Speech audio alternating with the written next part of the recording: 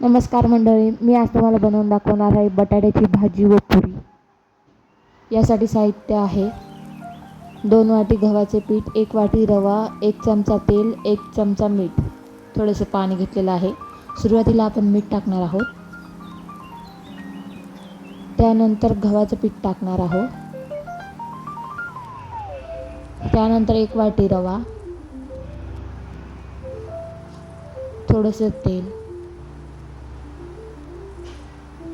हे आता व्यवस्थित मिक्स करून घ्यायचं आहे।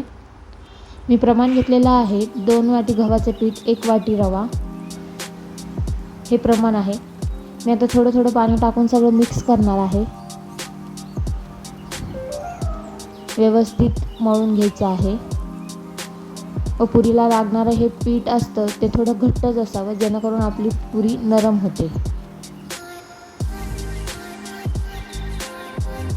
थोडं थोडं पाणी टाकून मिक्स करून घ्यायचं आहे। थोडंसं तेल टाकून कणिक मळून घ्यायची आहे। या ठिकाणी मी आता पुरी लाटणार आहे।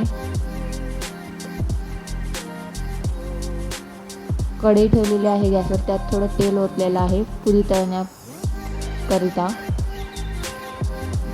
छोट्या छोट्या गोळ्या करून घेणार आहे।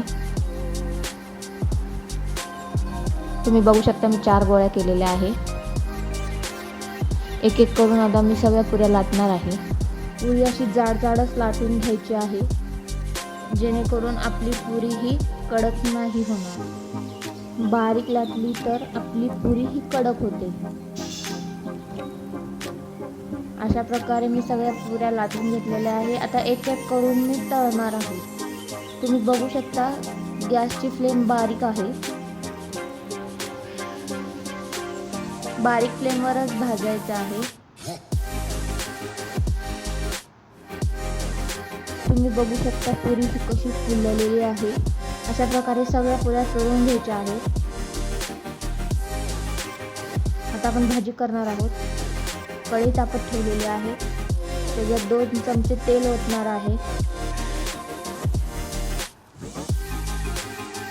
त्याच्यामध्ये जिरे, मोहरी,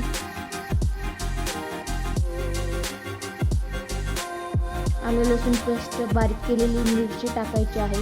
हे सगळं व्यवस्थित हलवून घ्यायचं आहे।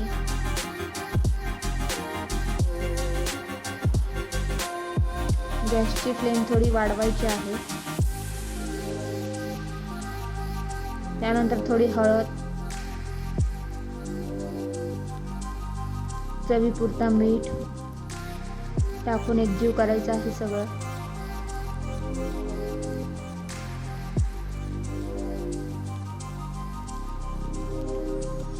मीडियम साईजचे 2 बटाटे घेतलेले आहे, ते उकळून घ्यायचे आहे। अशा प्रकारे आपली पुरी भाजी तयार झालेली आहे। तर पुरी भाजी सोबत आपण श्रीखंड सर्व करणार आहोत। मी श्रीखंड बाहेरूनच आणलेला आहे, खूप छान असं झालेलं आहे।